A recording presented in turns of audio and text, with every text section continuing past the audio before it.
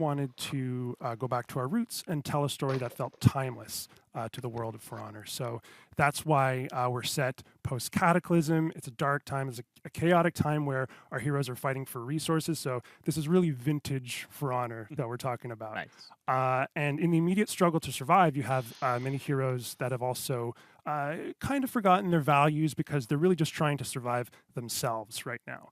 One big exception is our hero skin, so the Unsung Knight.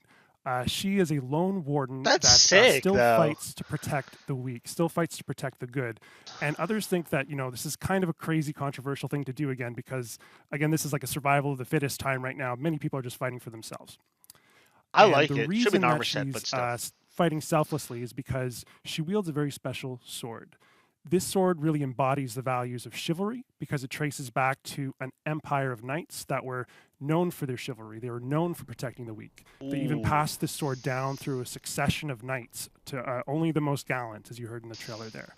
And this line has continued unbroken all the way to our hero skin now, but that line is just holding on by a thread post-Cataclysm. It's just simple. I love it. And there's even a legend associated with the sword that one day would come to be wielded in a dark time to unite the common people under one banner once more.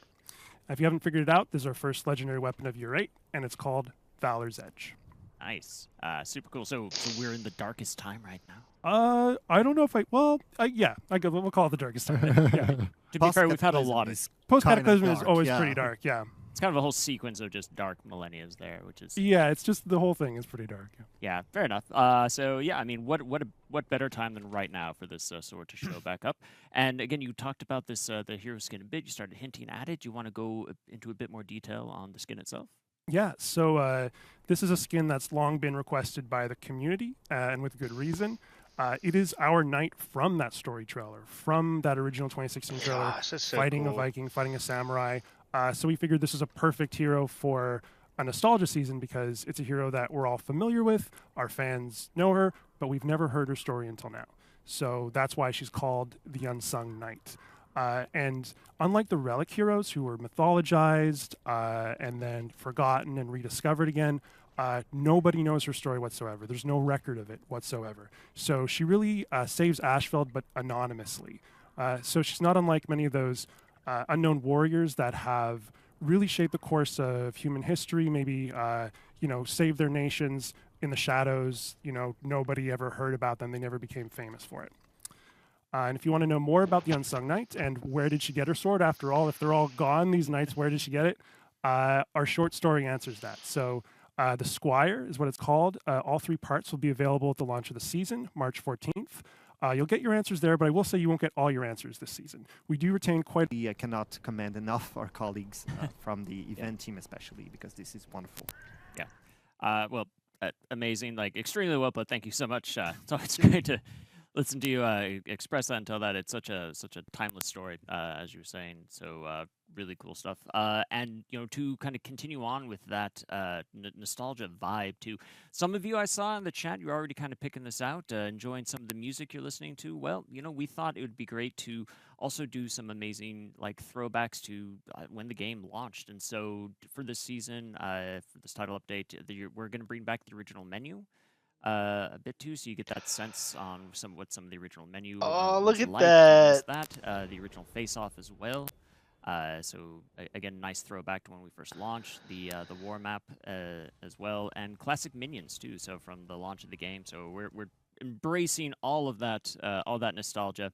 And when we talked about that music, you might have picked it up, but we did do a re-recording inspired by the original music track, which, if I'm right, I think most people consider to be the best For Honor music that we've had. So if you liked that, you're going to love this, and it sounds incredible. So for that'll all be live for that 3-week event coming up when we launch on March 14th.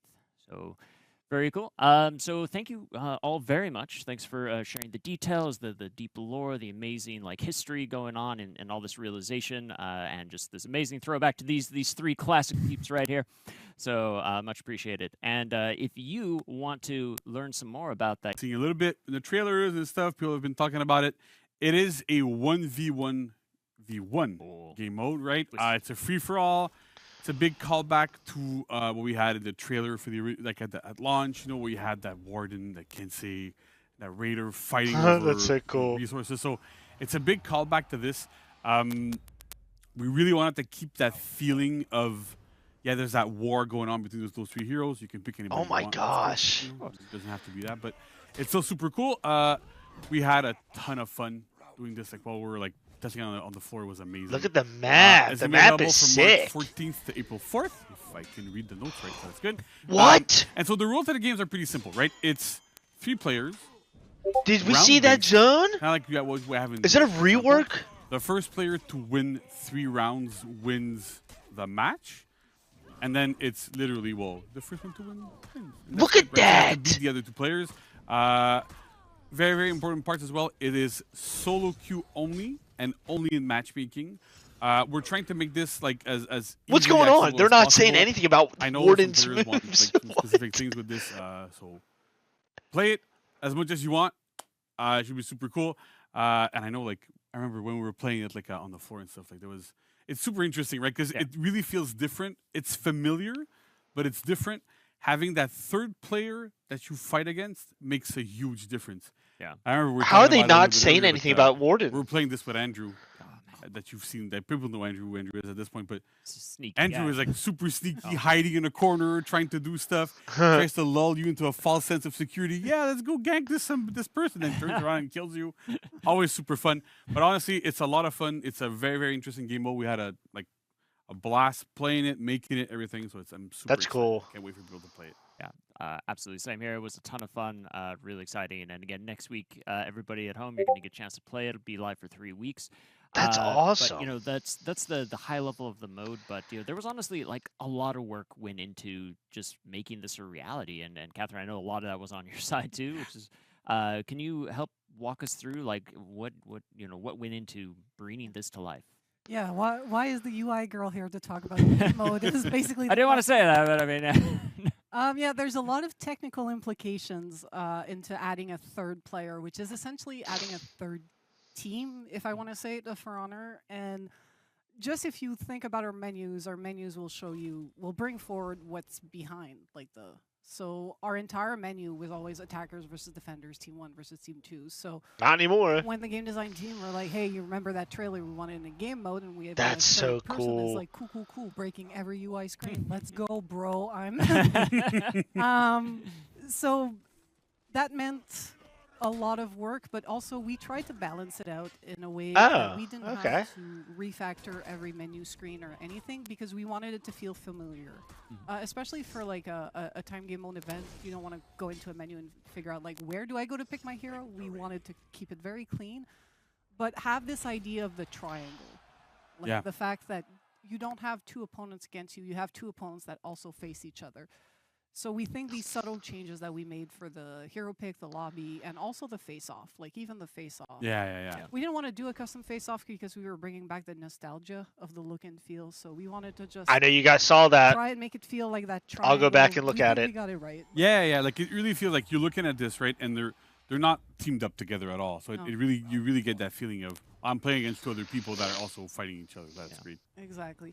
But also, adding a third team means changes to our team identification system, which is dynamic, because I don't know if players have noticed, but yourself, you're always blue, and the opponents are always orange. So now we needed to add a third opponent that's going to be purple, and that third opponent needs to always be purple. So it's a very dynamic thing. We needed to add a new icon, because like attackers, defenders, they have icons.